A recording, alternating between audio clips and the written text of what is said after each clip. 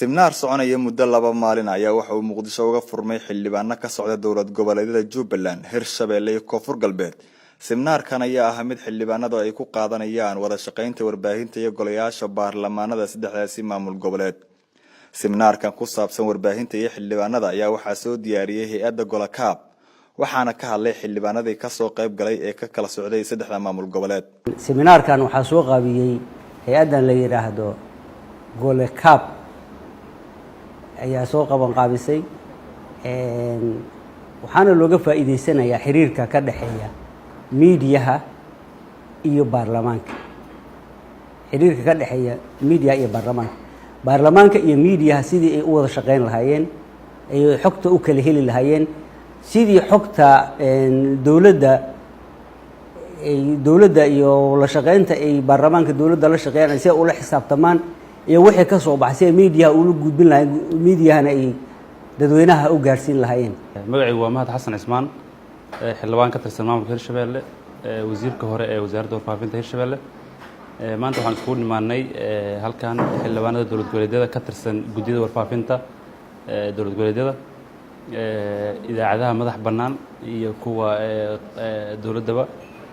waxaa laga hadlay runtii xiriirka ka dhaxeeya baarlamaanka iyo meediyaha sida u wada shaqeyn lahaayeen iyo macluumaadka markasta loo gudbinayo bulshada sida u noqon lahaayeen kuwa tafatiraysan, sidii meediyaha laftirkooda loogu fududeyn lahaa inay macluumaadkii saxda ahay ku saabsanay arrimaha dawladda shacabkana ay tabayaan inay maqlaan sidii loogu fududeyn lahaa, sidii meediyaha laftirkooda waxyaabaha ay runtii dawladda ka tabato oo ay hadallada qaar ama wararka qaar u baahan in xog ogaalnimo badan laga bixiyo runtii barnaamij noocaas ku saabsan u ahay. waxaan is dhaafsanay doodo badan xildhibaanadii iyo idaacadihii madax bannaanaa iyo kuwii dawladdaba iyo sidii aan wada shaqayn lahayn. runtii waxay ahayd fursad qaali ah oo isku baranno, xiriir badan ku samaysano, kontaktiyo kala qoranno si runtii xiriirkaas u noqdo mid dhaxalgale. waxaan u mahad celinaa runtii qolihii barnaamijkan qabtay.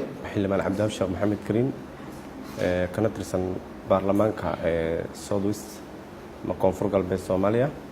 faa'iidooyin badan oo yani dhanka saxaafadda iyo dhanka baarlamaankaba yani way ka wada faa'iideysan karaan wax loo baahan yahay mar horeba in la sameeyo yani ay ahayd runtii maadaama hadda ay suurto gasheen waxaan dhihi karnaa waa fursad aad u wanaagsan. runtii waxyaabaha laga hadlayo muhiimadda waxay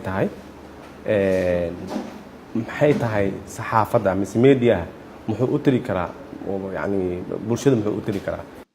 Bill Clay oo ah madaxa projectiga Golakaab ayaa ka hadlay muhiimadda wada shaqayn ee warbaahinta iyo baarlamaanada dowlad goboleedyadu ay yeeshaan. muhiimaddu waxay tahay in la kordhiyo in la gaaro deegaan doorashada baarlamaaniga ah. si loo gaaro goobahaasna waa in warbaahinta lala shaqeeyaa. sidoo kale warbaahintu waxay ka shaqeyn kartaa inay jawaab ka soo kadibna xogtii laga helo shacabka dib loogu soo celiyo baarlamaanka. sidaa darteed in la horumariyo oo la kordhiyo xiriirka labada dhinac waa mid aad muhiim u ah. Seminaarkan oo soconaya muddo 2 maalin ayaa xildhibaanada dowlad goboleedyadu ku qaadanayaan cashiro ku saabsan hanaanka kor u qaadista dowlad wanaagga ee baarlamaanka iyo warbaahinta dhexmari kara, kuwaasoo dhali kara wada shaqayn buuxda ee dhexmara golayaasha baarlamaanada iyo weliba warbaahinta. Maxamed Ciise Koona, Goobjoog, Muqdisho.